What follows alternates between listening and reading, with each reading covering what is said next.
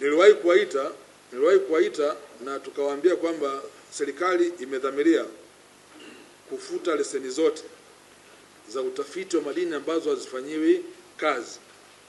Na nilielekeza Tume ya Madini kutoa hati ya makosa. Kwa hiyo leo nimewaita hapa kuwajulisha kwamba tulitoa hati za makosa kwa wale wote ambao walishindwa kukidhi matakwa ya sheria, na inanilazimu leo kutoa maelekezo ya kufuta leseni za utafiti kwa mujibu wa sheria.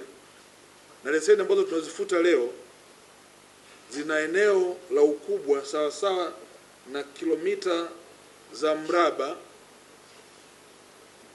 900, ambao ni sawa sawa na ekari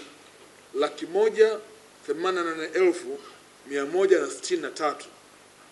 Haya maeneo na yarudisha serikalini, yatarudi serikalini, utaweka utaratibu kwa mujibu wa sheria.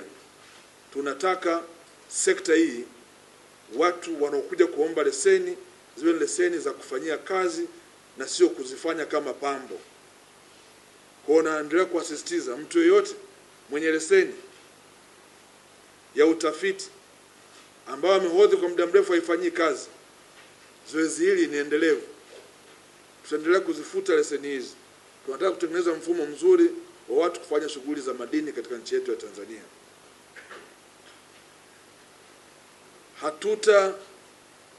Hatutamwonea mtu, hatutampendelea mtu katika zoezi hili. Tutafuata utaratibu kwa mujibu wa sheria inavyoelekeza. Na leseni hizi ambazo zimefutwa zitarudi serikalini. Sheria inasema vizuri kabisa, ziko taratibu za kufuatwa baada ya kuwa tumepata taarifa kutoka katika taasisi zetu za madini na hasa GST. Kama ambayo itakuwa inahitaji uwekezaji mkubwa, tutatolea maelekezo, lakini pia asilimia kubwa ni kwenda katika mradi ule wa vijana, wakina mama na watu wenye ulemavu wa MBT, Mining for a Brighter Tomorrow. Tutawapanga vizuri wachimbaji katika maeneo haya ili kuendelea kuchochea ukuaji wa uchumi wa nchi yetu Tanzania.